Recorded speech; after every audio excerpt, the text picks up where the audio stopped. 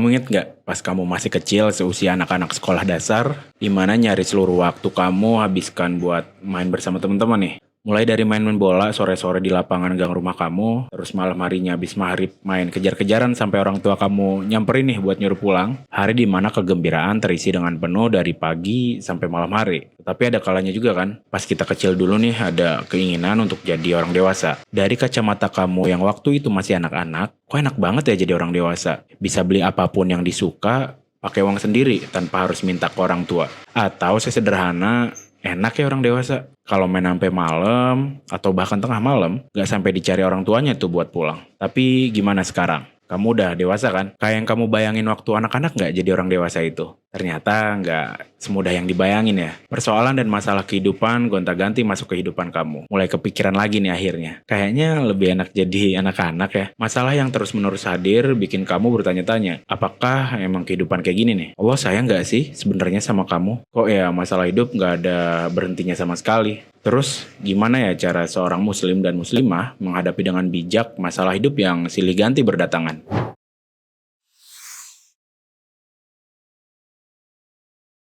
Menjadi dewasa atau istilah yang belakangan sedang naik yakni adulting adalah sebuah tahap di mana kamu sebagai seorang manusia telah beranjak dari waktu-waktu hidup sebelumnya yakni remaja. Saat kita remaja, dengan mudahnya kita mengatakan kalau waktu itu nggak ada batasnya. Tapi saat kamu sudah menginjak fase dewasa, waktu seolah sangat terbatas nih. Seperti ada tembok kokoh yang sudah menanti kamu di depan. Tembok itu sering kamu anggap sebagai orang yang sudah dewasa adalah masalah kehidupan. Mulai dari masalah keuangan, karir, pendidikan hingga jodoh. Umumnya, orang-orang dewasa bahkan termasuk kamu menganggap masalah hidup sebagai sebuah ancaman. Jelas perspektif yang berbeda saat kita masih anak-anak, tatkala menghadapi sebuah rintangan. Anak-anak nih sebaliknya, memandang tantangan atau rintangan dalam sebuah permainan yang akan mereka hadapi sebagai sebuah kesenangan loh. Mengapa kamu sebagai orang dewasa nggak bersikap demikian aja sama kayak anak-anak? Memang, imajinasi menjadi dewasa lewat kacamata anak-anak pada saat kamu masih kecil mungkin semenarik itu kan. Tetapi ketika dihadapi dengan kenyataan demikian, seolah sebaliknya nih. Masalah yang justru datang satu persatu. Memang benar, kalau kamu sebagai orang dewasa bisa memperoleh apa yang kamu inginkan. Tetapi proses mendapatkannya ternyata nggak semudah itu kan. Tidak segampang ketika kita kecil sedang bermain polisi-polisian atau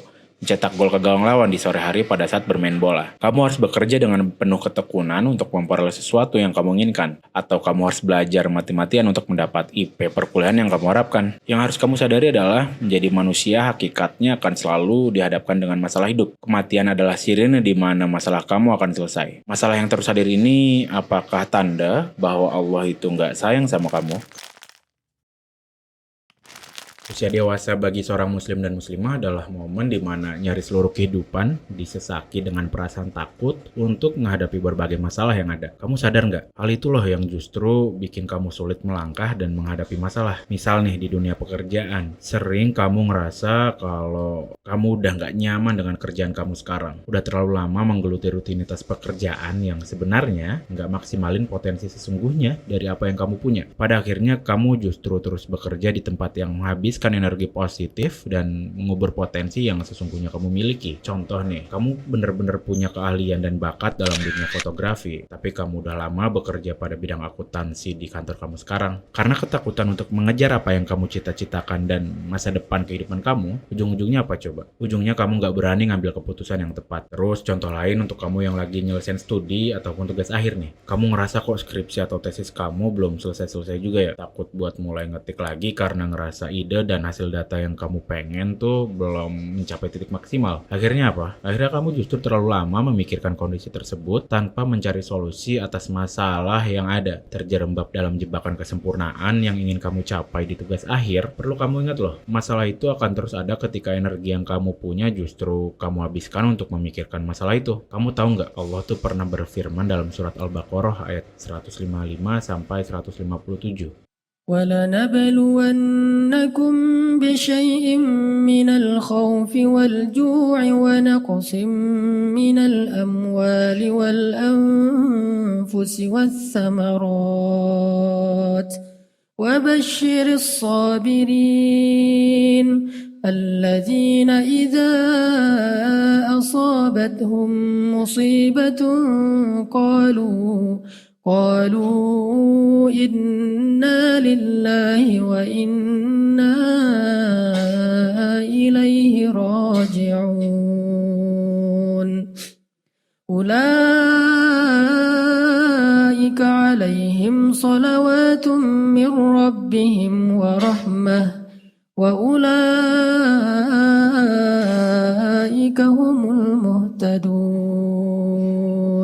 Kami pasti akan mengujimu dengan sedikit ketakutan dan kelaparan, kekurangan harta, jiwa, dan buah-buahan. Sampaikanlah, wahai Nabi Muhammad, kabar gembira kepada orang-orang sabar. Orang-orang yang apabila ditimpa musibah, mereka mengucapkan, Innalillahi wa inna ilaihi raji'un. Sesungguhnya kami adalah milik Allah, dan sesungguhnya hanya kepadanya kami akan kembali. Mereka itulah yang memperoleh ampunan dan rahmat dari Tuhannya. Dan mereka itulah orang-orang yang mendapat petunjuk. Udah dengar kan ayatnya? Intinya apa? Kamu sebagai hamba Allah akan selalu dihadapkan dengan berbagai masalah. Tapi Allah Subhanahu wa Ta'ala udah berjanji loh, bakalan kasih jalan keluar buat kamu sebagai hambanya. Sekarang nih, jadi tugas kamu untuk cari dan mengerahkan semua energi untuk mencari solusinya. Terus, gimana caranya? Bagaimana cara kamu sebagai seorang muslim dan muslimah keluar dari masalah yang terus-terusan hadir di dalam hidup kamu? Setidaknya ada 2 cara menurut psikolog profesional bernama Robert Carroll. Pertama, buat keputusan atau solusi dari masalah yang kamu hadapi, dan yang kedua adalah lakukan dengan maksimal solusi yang telah kamu putuskan sebelumnya. Mengatakannya seolah mudah ya, tapi kalau dipraktekkan terasa begitu sulit. Tapi ngapa nggak kamu coba dulu aja, ya kan? Misal kita tarik lagi lewat masalah yang telah kita bahas sebelumnya dalam pekerjaan dan pendidikan. Kamu udah merasa nggak nyaman dan energi kamu udah habis juga di pekerjaan yang sedang kamu geluti saat ini, yakni menjadi seorang akuntan contohnya. Sebaliknya, kamu punya potensi yang luar biasa dalam dunia fotografi. Kenapa kamu nggak coba membuat semacam portofolio karya-karya kamu sebelumnya untuk menjadi materi lamaran kamu melamar ke sebuah perusahaan atau agensi yang punya fokus di dunia fotografi? Atau kamu bisa melakukan pekerjaan freelance fotografi yang benar-benar memanfaatkan potensi kamu tersebut. Dengan mencari solusi kemudian melakukannya dengan sepenuh energi, kamu akan berhasil keluar dari masalah yang sedang kamu alami. Contoh kedua adalah di pendidikan kamu. Dibanding nih berlama-lama memikirkan data yang belum cukup untuk tugas akhir kamu, ada baiknya data-data yang udah kamu peroleh segera kamu susun jadi sebuah paragraf atau kalimat di tugas akhir kamu loh. Energi yang kamu habiskan untuk ngetik dari data yang kamu peroleh akan bantu proses penyelesaian tugas akhir. Revisi bakalan akan selalu ada, tapi seenggaknya kamu selangkah lebih maju daripada stuck terhadap sesuatu yang nggak bisa kamu kontrol. Dengan mengambil keputusan yang tepat kemudian berusaha semaksimal mungkin melakukan solusi tersebut, insya Allah tugas akhir kamu selesai. Dan jangan lupa panjatkan terus-menerus doa kepada Allah Subhanahu wa Ta'ala. Karena hanya kepadanya kita bisa memohon dan meminta. Untuk mengarungi dan mencari jawaban atas masalah yang kamu hadapi sekarang, Kalbu memiliki satu fitur baru yakni AI Chatbot. Sebuah fitur di mana kamu bisa menceritakan masalah apa saja yang sedang kamu hadapi di kehidupan. Tidak hanya menjadi ruang bercerita, tapi lewat fitur AI Chatbot, Kalbu ini kamu juga bisa memperoleh solusi atas masalah kehidupan yang sedang kamu alami. Masalah akan terus-menerus hadir di dalam hidup kamu, tapi bukan berarti hal tersebut menjadi pertanda kalau Allah itu nggak sayang sama kamu. Baliknya, ini wujud kecintaan yang besar dari Allah kepada kamu sebagai hambanya. Karena apa? Allah sudah menjanjikan segala macam nikmat atas kesabaran yang kamu punya ketika masalah tersebut selesai. Jadi, jangan menyerah atas masalah yang terus-menerus kamu hadapi, cari solusi, dan kerjakan solusi itu sebaik mungkin. Semangat ya!